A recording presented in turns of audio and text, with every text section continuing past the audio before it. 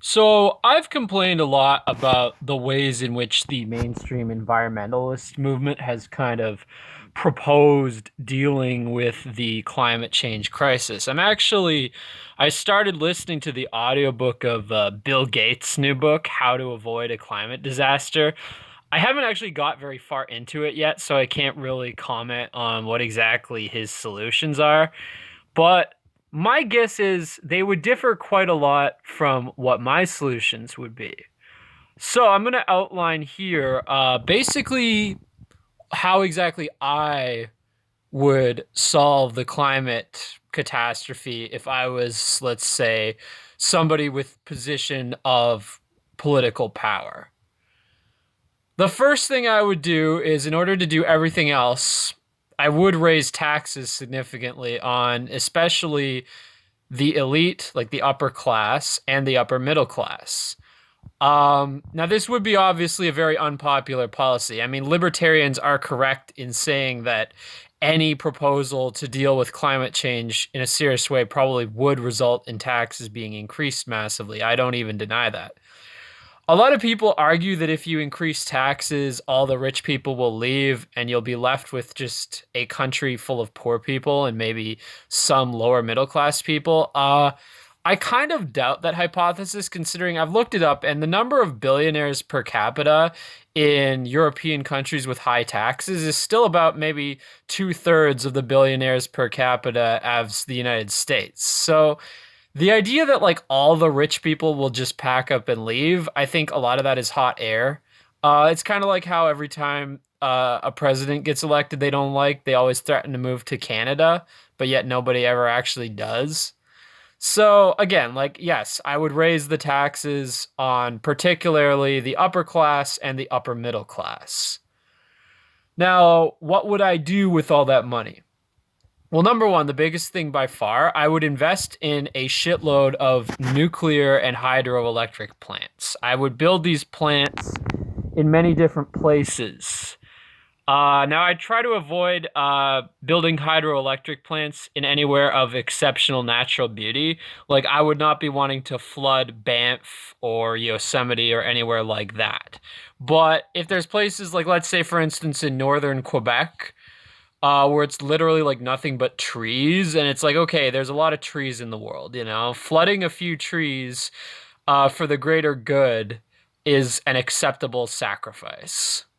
So yes, hydroelectric and nuclear, I would invest a shit ton in these technologies. Maybe a little bit in solar and wind, but honestly not too much because they're just not very efficient on a large scale. But on a small scale, maybe a little bit. But by and large, I would invest a shit ton in nuclear and hydroelectric. Now, I understand not every country has the opportunity for hydroelectric power because there may not be a suitable location that has not yet been dammed. In that case, it would be almost entirely nuclear. So that would be a big thing. The second thing I would do would be ban the construction of further suburban sprawl. Any kinds of neighborhoods that are basically completely transit unfriendly, I would ban it entirely. Like you cannot build low density, like super low density housing. It has to be past a certain minimal threshold of density where public transit is still viable. Now, again, there could actually still be like, you know, it's not like everybody's going to live in fucking pods. You could still have low rises, townhomes, even in some cases detached or semi-detached. It would just be significantly denser than the suburban sprawl that you see today in much of North America. Like it is possible to have detached homes that are pretty dense. If you look, for instance, in some of the older parts of Toronto or St. Louis or Charleston, South Carolina, or San Francisco, many other U.S. cities, they have what would be called like they are detached homes, like pre-World War II ones, but they're much denser than what we have today in suburbia. That would be a style of housing that would still be permissible. It's just that we could not have this unwieldy suburban sprawl. And as far as the existing suburbs go, I mean, I don't know what we can do about that, but I would definitely ban the construction of any new neighborhoods with density that low because it ultimately makes it impossible to have a society where people use transit on a large scale. The third thing I would do going along with that is create more public transit, invest in it more. Um, Along with that, I would actually stop subsidizing a lot of the things that incentivize car use. Like one thing a lot of people don't realize, a lot of these libertarians who associate car travel, like using a car, with independence and freedom, is that a lot of aspects of automobile use are actually heavily subsidized by the government and people don't really understand their full cost. Like, for instance, the construction of roads, the construction of other car related infrastructure, and also the construction of utilities based around sprawl. Yeah, there's a lot of books I've read, like, say, for instance, Walkable City, Suburban Nation, that go into the geography of nowhere. Books that go into great detail about these hidden costs of sprawl and automobile usage, and a lot of these costs get passed on to the taxpayer. So I would actually defund a lot of these things, like to some extent. Like I would put a lot more tolls on roads. I'd use like the electronic tolling method that they use in Highway 407 in Toronto, but I would not privatize it like Highway 407. I would still make it publicly owned. And I would probably institute a lot more tolls on highways. Uh, I believe some of the costs of gasoline are subsidized by the government. I would stop subsidizing that so much. I would incentivize transit use. I would also incentivize electric car use. Uh, Again, by taxing gasoline more and stopping any subsidies related to the oil and gas industry. I would definitely penalize the oil, gas, and natural gas and coal, fossil fuel industries a lot more than they currently are. So I would do that. Like I would incentivize public transit. I would build a lot more public transit. Also incentivize electric cars. But even then, even with electric cars, I would de-incentivize, or at least I would heavily tax the types of vehicles that would use more electricity, which is basically the same types of vehicles that use more gasoline, SUVs, pickup trucks, stuff like that.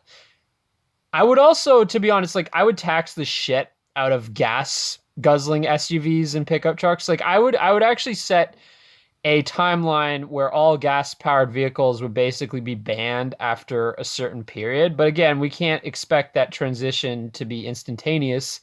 It's a bit unreasonable and unfair. But I would definitely set a certain timeline, maybe by like 2035, where all gas vehicles are just illegal. And but in the interim period, I would heavily, heavily tax SUVs and other vehicles like that upon the point of purchase, and also gasoline itself.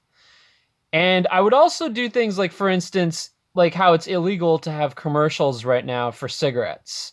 Uh, and I think it's illegal to have commercials for alcohol before a certain hour of the day. Like there's certain laws regulating these things because they've been deemed unhealthy and all around detrimental. So I would actually ban advertising for excessively polluting vehicles. Like, it wouldn't be technically illegal to make an SUV or to buy one, but I would make it illegal to advertise them.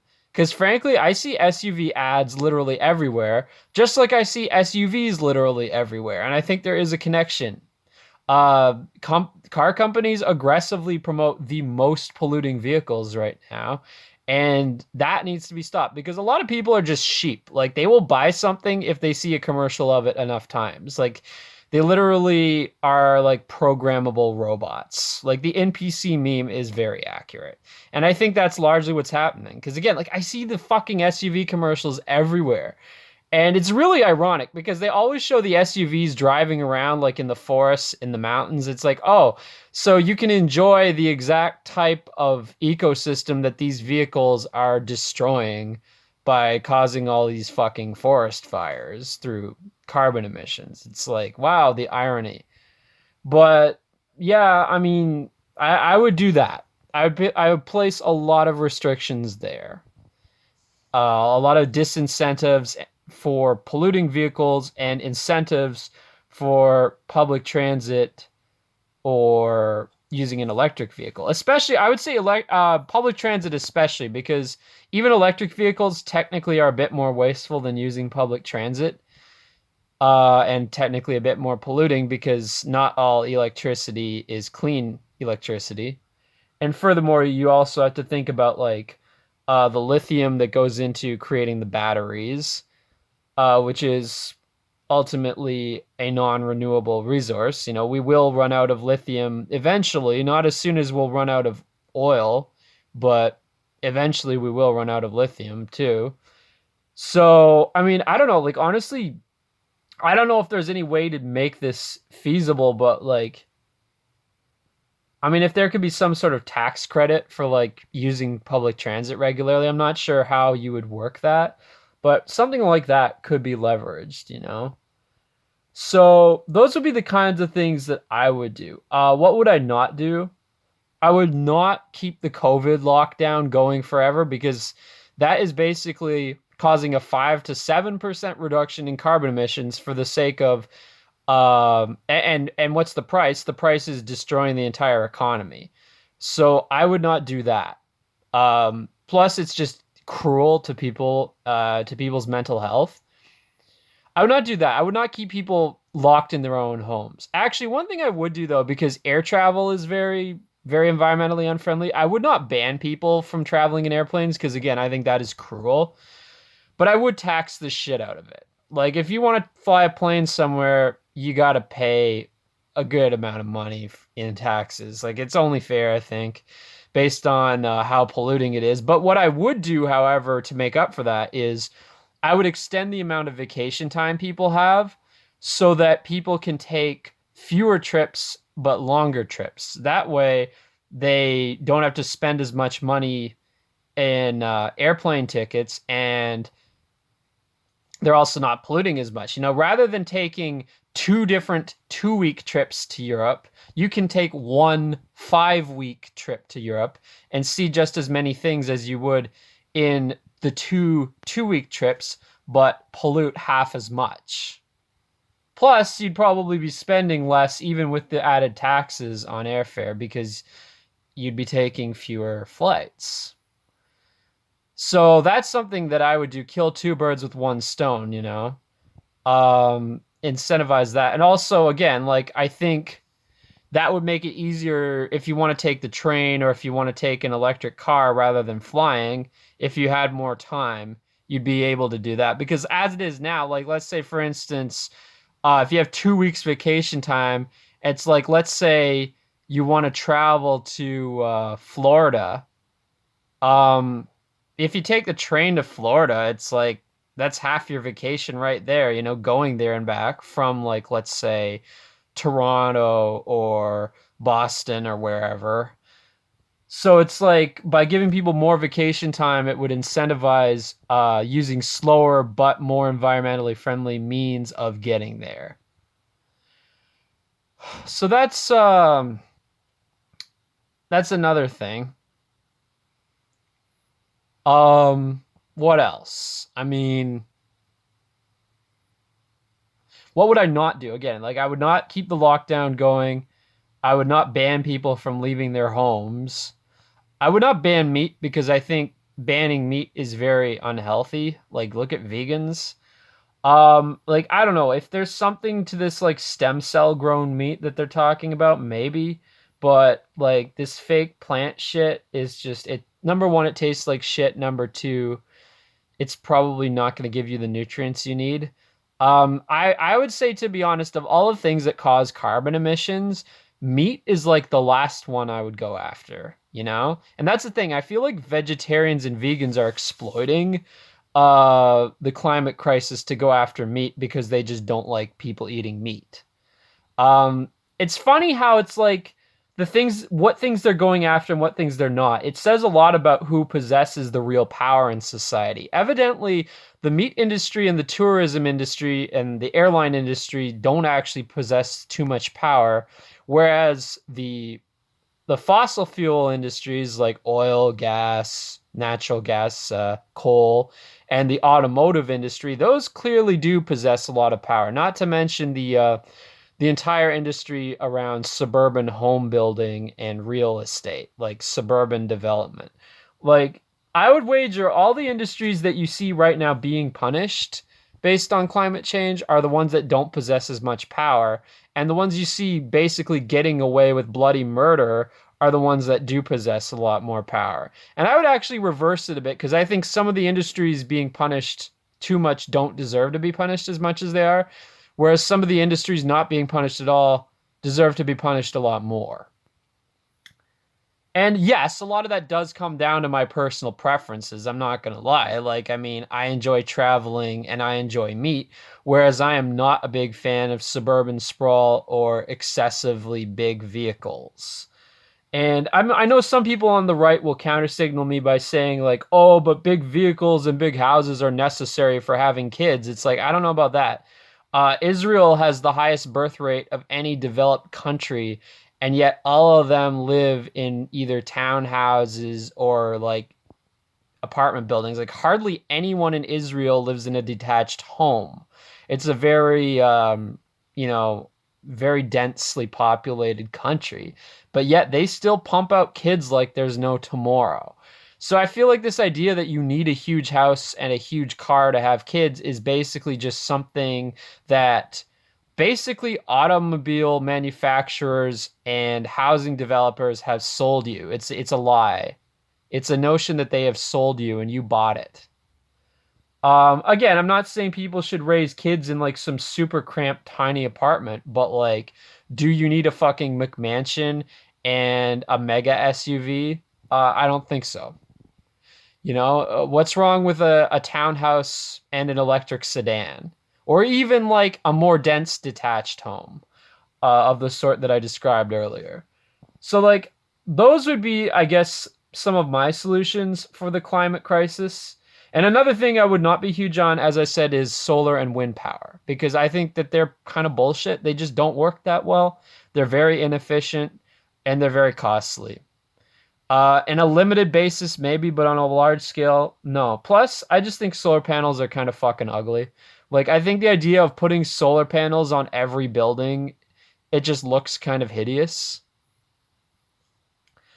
But furthermore, as I said, they just don't do that much anyway. Like, I have no problem with putting his solar panels on buildings that are ugly to begin with, but I do have a problem when they ruin historic buildings by putting a bunch of ugly ass solar panels on their fucking roof. So anyway, yeah, those are basically my thoughts on how I would solve the climate crisis. So yeah,